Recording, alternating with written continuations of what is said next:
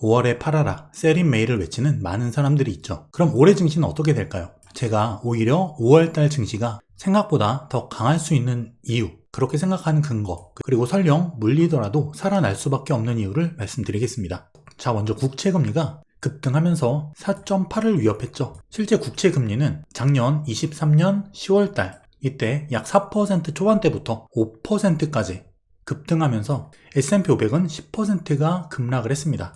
이렇게 국채금리는 상승할수록 증시에 부담을 주죠. 그리고 특히 5%, 4% 후반대 이렇게 여기에 가까워지면 가까워질수록 증시 하방 압력이 더욱 강해져요. 자, 그 이유는 바로 채권 시장과 주식 시장은 서로 경쟁하기 때문입니다. 현재 S&P 500의 PER 약 20배, 역산하면 기대 수익률 5%입니다. 근데 안전한 채권이 4.74%, 고점 시점에 그럼 여러분은 어디에 투자하실 건가요? 실제 채권 금리가 5%를 넘었을 때 증시가 급락한 이유, 주식하느니 안전한 채권 한다, 이런 논리죠. 왜냐면 주식은 위험자산이고 채권은 안전자산이기 때문입니다. 현재 S&P 500의 기대 수익률은 약 5%, 10년물 국채금리는 현재 4.7%예요. 여기서 금리가 조금 더 올라가면 증시 하방 압력은 더욱 거세질 겁니다. 그렇다면 지금 주가의 향방은 금리에 달렸다는 거예요. 이게 지금 핵심이다. 그런데 제가 국채금리 피크를 보고 있는 이유, 먼저 차트적으로도 그렇지만 정책적인 부분을 볼 필요가 있어요. 먼저 늘어나는 유동성 M2 통화량. M2가 뭐냐면 우리가 일반적으로 알고 있는 시중에 돌아다니는 현금성 자산, 여기에 일반 입출금이 가능한 예금, 여기에 2년 미만의 금융상품을 합산한 일반적으로 통화량의 기준이 되는 수치인데, 이 M2 통화량은 2023년 이때부터 추이를 볼게요. 연준이 QT, 긴축을 진행하면서 통화량은 지속적으로 줄어듭니다. 하지만 작년 10월 달부터 이때가 증시의 단기 저점이기도 했어요. 바로 이때입니다. 이때부터 통화량이 급증하기 시작해요. 자, 이렇게 통화량은 급증을 했고 다소 주춤하나 싶더니 올해 2월을 기점으로 다시 한번 급증을 하기 시작해요. 이미 올해 통화량은 본격 증가가 시작되고 있다. 근데 게다가 이번 FOMC에서 물론 기준금리는 그냥 동결을 했지만 6월 달부터 양적 긴축 규모를 완화하겠다. 즉 돈 빨아들이는 걸 좀 적게 빨아들이겠다, 이 얘기를 했죠. 게다가 재무부에서는 채권 바이백 카드까지 내놓습니다. 이게 20년 만에 나온 정책인데 시중에 있는 채권을 주기적으로 사주는 거예요. 그만큼 시중에는 돈이 늘어나게 되겠죠. 그럼 어떻게 되느냐? 이런 국채 매수, 채권 바이백, 게다가 QT 테이퍼링, 긴축 속도의 완화, 이거는 시중에 유동성 공급 효과가 있고 국채금리의 인하 효과가 있어요. 국채금리 상승의 상방을 막아준다는 거죠. 이는 곧 증시의 호재이자 주가 상승의 원동력이 된다. 이거는 우리가 기본적으로 올해는 상승장이다. 왜냐? 바이든이 당선을 해야 되기 때문에. 이 바이든 당선을 위한 정책적인 너무나 자연스러운 과정이다. 제가 최근에도 국채금리의 피크 가능성을 계속 말씀을 드리고 있는데 기술적으로도 하락 변곡점에 와 있고 최소한 단기 하락이라도 기대해 볼 수 있는 구간이다. 그리고 실제 여기까지 떨어졌는데 더 떨어질 걸로 보입니다. 이게 아예 추세 하락의 그 과정으로 가는 초입이 아닐까 생각을 하고 있습니다. 그리고 S&P 기대 수익률 5%를 넘지 않는 선에서 여기죠, 적당선에서 적정선에서 이렇게 꺾여주는 모습, 매우 자연스럽다. 그리고 이런 정책이 양적 긴축 완화 6월부터 시작되죠. 안 그래도 유동성 늘어나고 있는데 돈을 더 적게 빨아들이겠다. 게다가 채권 바이백, 유동성은 이렇게 될 거예요. 계속 최소 대선 전까지는 말이죠. 증시는 상승장이 될 것이다. 제가 최근에도 말씀드렸지만 우라가미 군이오 증시 사계에서 지금 현재는 유동성 장세 이후 실적 장세다 말씀을 드렸죠. 이 실적 장세에 시중 통화량, M2 통화량 함께 증가하는 유동성 효과까지 같이 나타난다. 그렇다면 증시는 어떻게 될까요?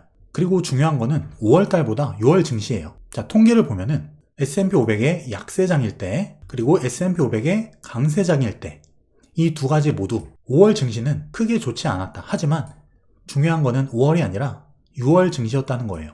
이 5월 이후에 6월 달에 증시가 상승했을 경우 그리고 하락했을 경우 이 두 가지의 그 추세가 그대로 이어진다. 즉 5월 수익률을 떠나서 6월 달에 5월보다 상승하냐 하락하냐에 따라서 상승할 경우는 상승장으로 연결이 됐고 하락할 경우는 하락장으로 연결이 되었다라는 거예요. 즉 6월의 방향성이 그 해에 전체 수익률을 결정했다. 그럼 우리는 역으로 거꾸로 생각을 한번 해볼게요. 올해는 기본적으로 미국 대선, 바이든의 당선이 무조건 되어야 하는 현직 대통령 바이든 입장에서 그렇다면 무조건 자산시장 부양은 해야 된다. 기본적으로 첫 번째 전제, 올해는 강세장이다.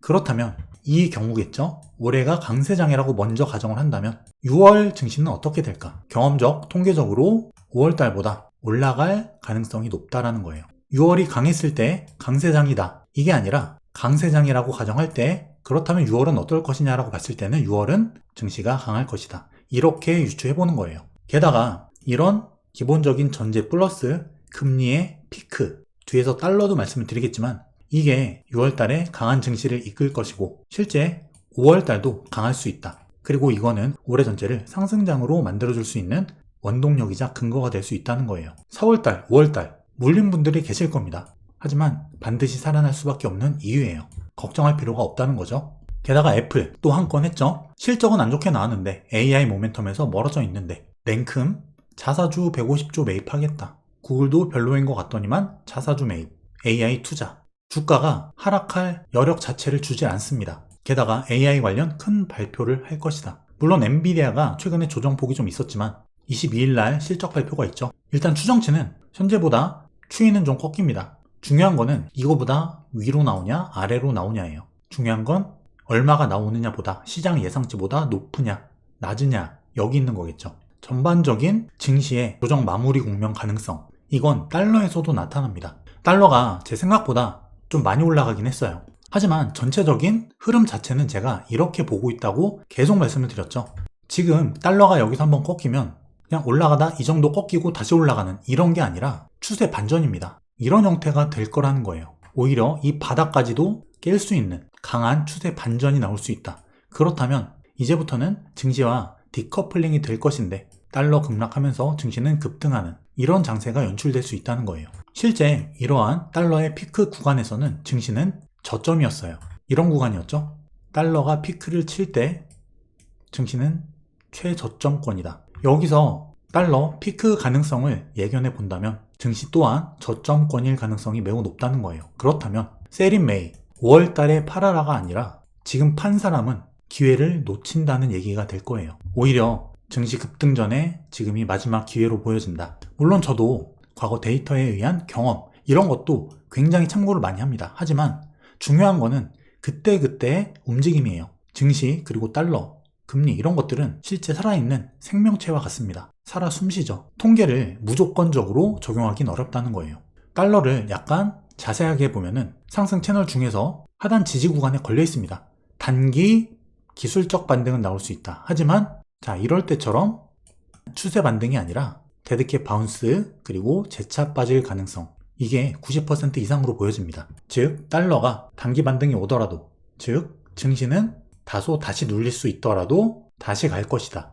이번 조정이 끝나면 증시는 기존 고점을 넘어가게 돼 있어요. 그리고 그 이후에 한번 조심해야 될 구간이 나오겠죠. 오히려 5월 증시는 강한 구간이 될 수도 있다고 생각을 해요. 상승이 길었기 때문에 4월, 5월 두 달간 모두 조정이 나올 것이다. 이게 아니라 제가 4월달 조정 시에도 기회의 구간이란 말씀을 드렸죠. 그 얘긴 조정이 사라는 거예요. 그리고 5월 추가 조정이 이어진다기보다는 추세 반전이 나갈 가능성이 더 높다. 그리고 반도체는 AMD 어닝 쇼크, 주도주 엔비디아도 조정이 있었지만 반도체에 다시 살아난다. 필라델피아 반도체 지수 다시 간다는 거예요. 그리고 코인과 채굴 관련주들, 여기에 금리나 수혜주들까지 다시 한번 랠리를 이끌 수 있는 5월달, 6월달 강한 장세가 연출될 가능성을 보고 있다. 그럼 코스피는 어떨까요? 실제 코스피와 외국인 입장에서 바라본 코스피입니다. 지금 현재 2676포인트예요. 2700이 깨졌는데 그래도 우상향이죠. 하지만 외국인 입장에서 환율을 감안한 외국인이 보는 코스피는 그냥 가격 유지입니다. 즉 외인이 봤을 때는 싸다는 거죠. 왜냐? 환율 때문에, 환율이 치솟았기 때문에. 하지만 외국인이 볼 때는 코스피가 지금 매우 싸다는 거예요. 그리고 이 싼 구간은 오래 가지 않습니다. 기회가 오래 가지 않듯이 싼 구간은 오래 가지 않는다. 왜냐? 달러가 피크를 치고 하락한다면 그때부터 본격적인 환차익이 시작되기 때문에 외국인이 코스피를 싸게 살 수 있는 구간은 많지 않다는 거예요. 코스피도 나쁘지 않다는 거죠.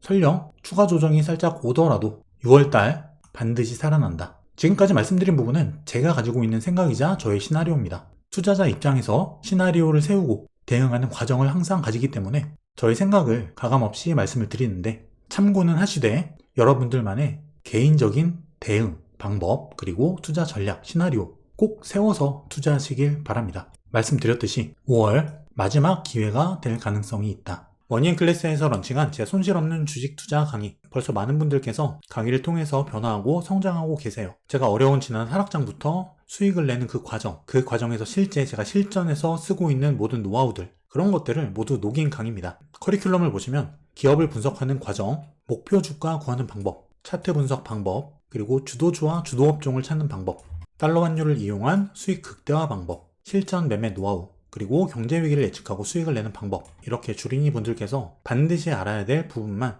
핵심만 넣었습니다. 많은 분들이 만족하고 변화하고 계시는 수강생분들의 후기처럼 여러분들도 변화하고 성장하는 투자자로 거듭나시길 바랄게요. 그 과정에서 제 손실 없는 주식 투자 강의가 많은 도움이 되실 거라 확신합니다.